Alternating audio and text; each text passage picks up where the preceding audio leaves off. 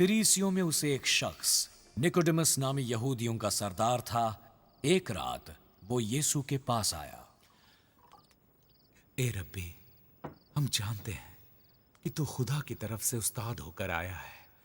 जो मोजज़े तू दिखाता है कोई शख्स नहीं दिखा सकता जब तक खुदा उसके साथ ना हो।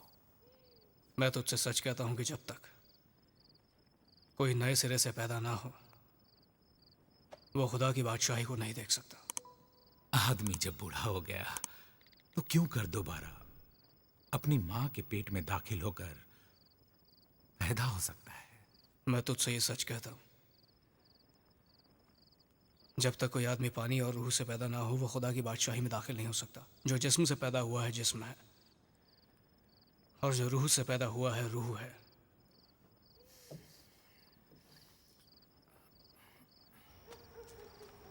ताज्जुब ना कर, मैंने तुझसे कहा तुम्हें नए सिरे से पैदा होना जरूर है। हवा जिधर चाहती है चलती है और तू उसकी आवाज सुनता है, मगर नहीं जानता कि वो कहां से आती है और कहां को जाती है। जो कोई रूह से पैदा हुआ ऐसा ही है। ऐसा क्यों कर हो सकता है? तू बनी इज़राइल का एक अजीम उस्ताद है, और क्या तू उन बातों को नहीं जानता? मैं तुझसे सच कहता हूं, जो हम जानते हैं कहते हैं और जिसे हमने देखा है उसकी गवाही देते हैं, और तुम हमारी गवाही कबूल नहीं करते। तुमसे जमीन की बातें कही और तुमने यकीन नहीं किया।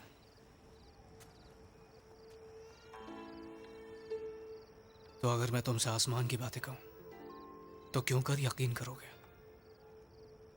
और आसमान पर कोई नहीं चढ़ा सिवा उसके जो आसमान से उतरा, यानी इब्ने आदम जो आसमान में।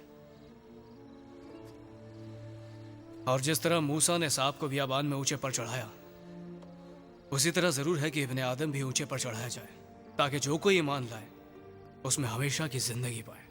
क्योंकि खुदा ने दुनिया से ऐसी मोहब्बत रखी कि उसने अपना इकलौता बेटा बख्श दिया, ताकि जो कोई उस पर ईमान लाए हलाक ना हो बल्कि हमेशा की जिंदगी पाए।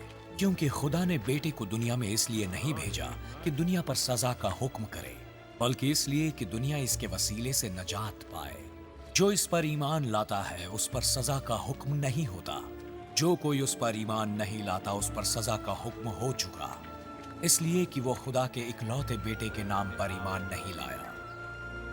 और सजा के हुक्म का सबब यह है कि नूर दुनिया में आया और आदमियों ने तारीकी को नूर से ज्यादा पसंद किया, इसलिए कि उनके काम बुरे थे। क्योंकि जो कोई बदी करता है वो नूर से दुश्मनी रखता है और नूर के पास नहीं आता। ऐसा ना हो कि उसके कामों पर मलामत की जाए, मगर जो सच्चाई पर अमल करता है वो नूर के पास आता है, ताकि उसके काम जाहिर हों कि वो खुदा में किए गए हैं। इन बातों के बाद यीशु और उसके शागिर्द यहूदिया के मुल्क में आए और वहां उनके साथ कुछ देर रहा और बपतिस्मा देने लगा। और यूहन्ना भी शालेम के नजदीक ऐनून में बपतिस्मा देता था, क्योंकि वहां पानी की कसरत थी। लोग उसके पास जाते थे और वो उन्हें बपतिस्मा देता था। यूहन्ना अभी तक कैद खाने में डाला न गया था। यूहन्ना के कुछ शागिर्द एक यहूदी के साथ तहारत की बाबत बहस करने लगे। ए रब्बी, तुझे याद है वो शख्स जो यर्दन के पार तेरे साथ था और जिसकी बाबत तूने गवाही दी थी? और वो अब बपतिस्मा देता है और सब उसके पास जा रहे हैं। कोई इंसान कुछ नहीं पा सकता जब तक कि खुदा उसे ना दे। तुम खुद मेरे गवाह हो कि मैंने क्या कहा था। मैं मसीह नहीं हूं, मगर उसके आगे भेजा गया हूं। जिसकी दुल्हन है वो दुल्हा है, मगर दुल्हा का दोस्त जो खड़ा हुआ उसकी सुनता है, दुल्हा की आवाज से बहुत खुश होता है। पर मेरी ये खुशी पूरी हो गई है। जरूरी है कि वो बढ़े और मैं घटूं। वो जो और से आता है वो सबसे ऊपर है, जो जमीन से है वो जमीन ही से है और जमीन ही की कहता है। जो आसमान से आता है वो सबसे ऊपर है। जो कुछ उसने देखा और सुना उसी की गवाही देता है, और कोई उसकी गवाही को कबूल नहीं करता। जिसने उसकी गवाही कबूल की उसने इस बात पर मुहर कर दी कि खुदा सच्चा है, क्योंकि जिसे खुदा ने भेजा वो खुदा की बातें कहता है। इसलिए कि वो रूह नाप नाप कर नहीं देता। बाप बेटे से मोहब्बत रखता है और उसने सब चीजें उसके हाथ में दे दी हैं।